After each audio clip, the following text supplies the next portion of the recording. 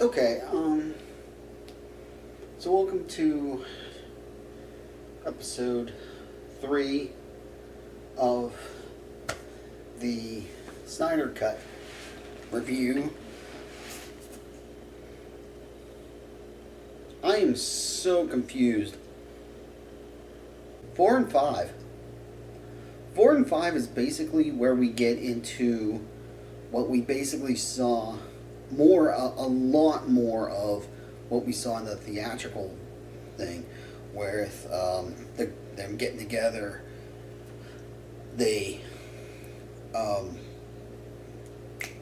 Steppenwolf is, for whatever reason, thinks the third mother box, which Cyborg ends up burying in his own grave, which makes zero sense because he's still technically alive. It's like, why did your dad bury you when you weren't dead? Why did your dad put a grave? Whoa. What? What?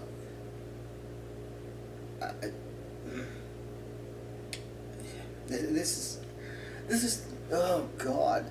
You know, for as much as I'm glad they explain Cyborg in this movie, my God, I almost wish they didn't. I hate the way they go about it.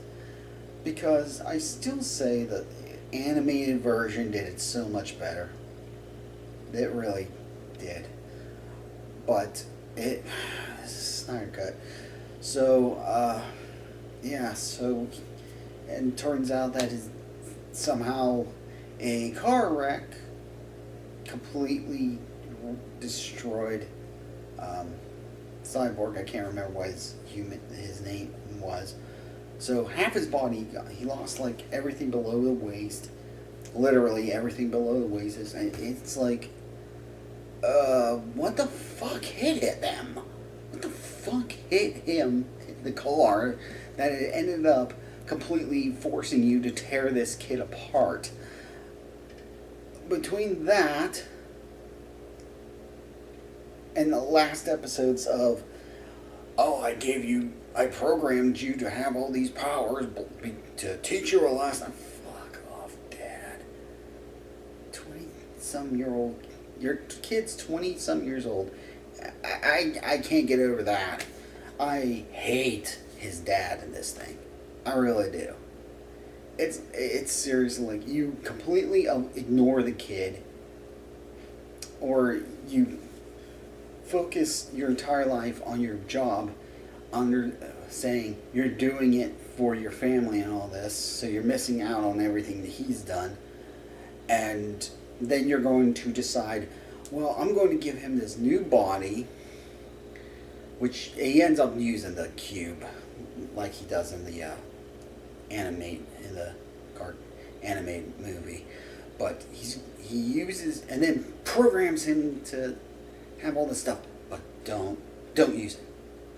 Here's all this stuff you can't use, but I want you to learn responsibility because I wasn't there for you for the first 20 some odd years.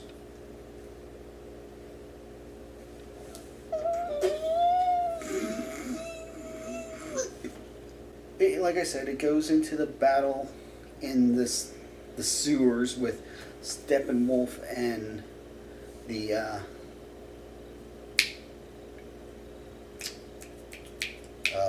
parademons,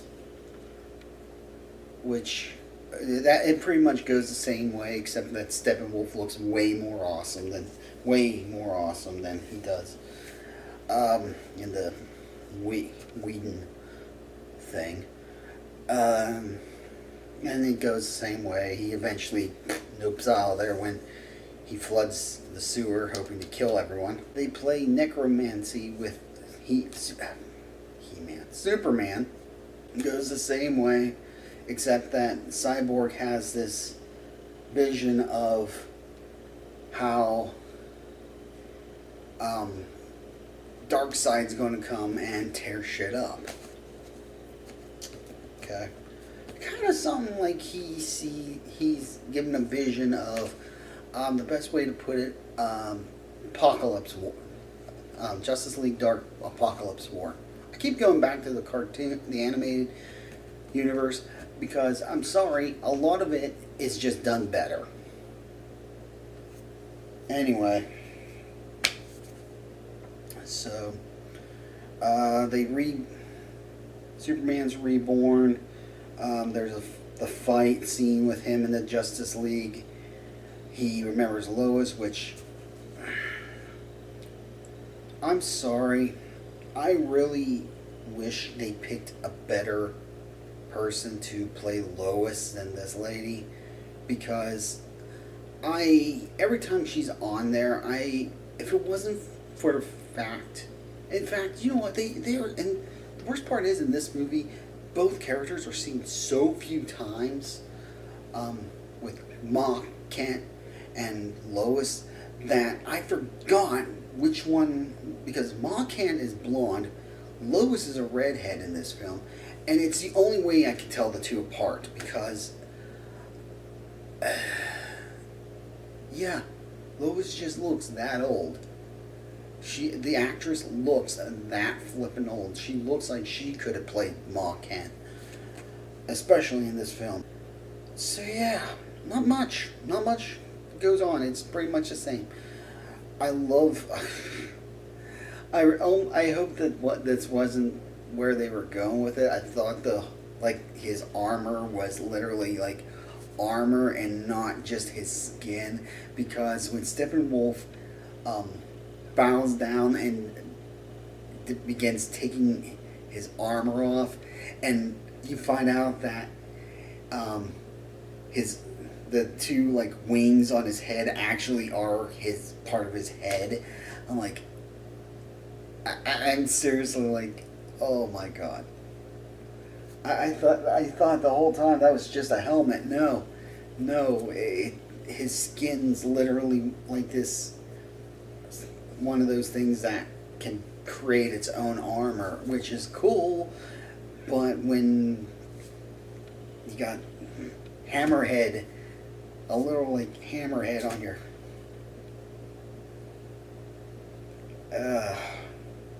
so yeah, I can't remember if this part was new.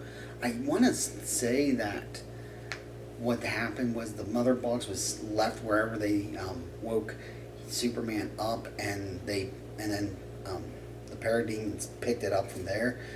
But there's a scene. Okay, so when they woke up Superman, they had to wake up the mother box.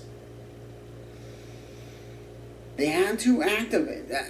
Now this is important. They activated the mother box to save Superman, which for whatever reason it immediately shut off. Meanwhile, the previous two didn't do that, and when they woke up, they stayed up. And then Cyborg's dad, dumbass that he is, goes and activates it again so they could trace it, because it has a nuclear type core that apparently the other two don't, or they actually know what they're looking for now. I'll go with that. I'll go with that because I can't wrap my head around this. I'm going to go with the fact that they just didn't know what they were looking for, and suddenly, hey, now we know what we're looking for. Because otherwise, for a second, I'm like, that thing was already activated. What are you doing? I thought he was trying to blow it up, but it's like, congratulations, you wasted your life. But no, they figured, wait a minute, no, he wasn't trying to blow it up, he was trying to activate it.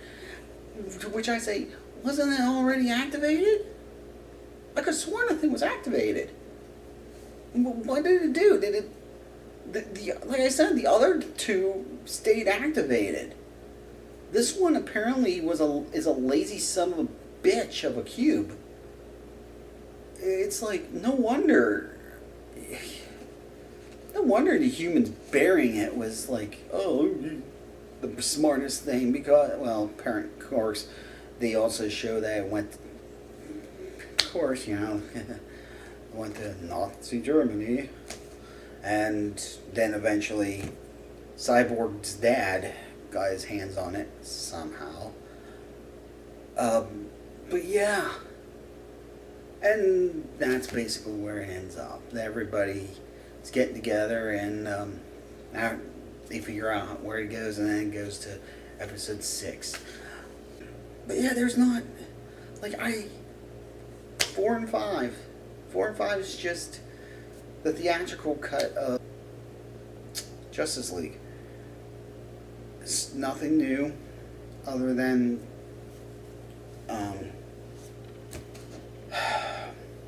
my God, Steppenwolf. Steppenwolf not only is the one guy I feel like I want to talk the most about, but he is the most flippin' insecure guy. Like, he's calling, he's basically E.T. in this thing. He keeps calling home. He calls Apocalypse after he gets the first cube to tell him, hey, I got the first cube. And I don't know what the guy's name with the, I can't remember what his name is with the hood. He's like, cool. And I'm going to get me a second one, blah, blah, blah. So then he gets the second one. I got the second cube. And I'm going to get the third. Do you have the third one? No, but I'm going to get the third one. Get the third one. Dumbass. That is the shot. That's it. But yeah, and then he has this vision with this, and he's telling, hey, I just had a vision of the. Why am I making him a southern? I just had this vision of the anti-life equation. I found something that Lord Darkseid. The shot is like, 1 second. Nope's right out of there. And then Darkseid comes up and he's like, I hear you. Oh, I hear you're gloating about finding something I've been looking for. He goes, yeah, it's right here on Earth. You didn't. And we could go into the whole how freaking. I think the story, basically at the beginning where it's talking about, oh, he came here and he found the anti-life equation. See, I think that part's a bunch of bullshit. I don't think he found the anti-life equation. I think initially, when Steppenwolf was there, he was just thinking, oh, I'm just looking for these 3 cubes. This is basically me bullshitting through a plot hole because of that thing at the beginning of this film that said that Darkseid knew the anti-life equation was there and suddenly forgot. My thought process is that story was a bunch of bullshit. I don't know how they heard about the anti-life equation, or maybe they just assumed because somehow they found out that that was what he was looking for. But or maybe the gods, one of the old gods told him. I don't know. But yeah, I don't think he knew when he was initially on Earth that the anti-life equation was there. And this is your bullshit through plot hole moment with Cast. So, yeah. Not much. So, I'm not sure how many episodes are left. I want to say one. I think this was only 6 parts. So, part 6 will be next. But I don't know because it feels like this movie's like Episode 1 felt like it was it just dragged. Like, I literally, no joke, I even mentioned it numerous times. I watched the first 25 minutes of that, and I thought that was the whole episode. I thought this was only 4 parts. No, I didn't realize this was a 6-parter. I thought this was going to be like broken up by episodes. I didn't think they'd have it all on one big, long ass thing. Where, oh, you have to, every so often it's going to say part 6, which makes absolutely no sense if you're going to stick them all together in a 4-hour long thing. If you're going to do the whole part 6, part 2, with a title, separate them. Maybe that's just my opinion. So that's my rant on this episodes 4 and 5. Next episode will hopefully be the finale. I don't know. It feels like it should be over soon, but somehow I would not doubt that there's another 3 episodes left. Everyone else is already going to know, probably. So, this is Castantina, and I will see you in the next episode. Take care, everyone.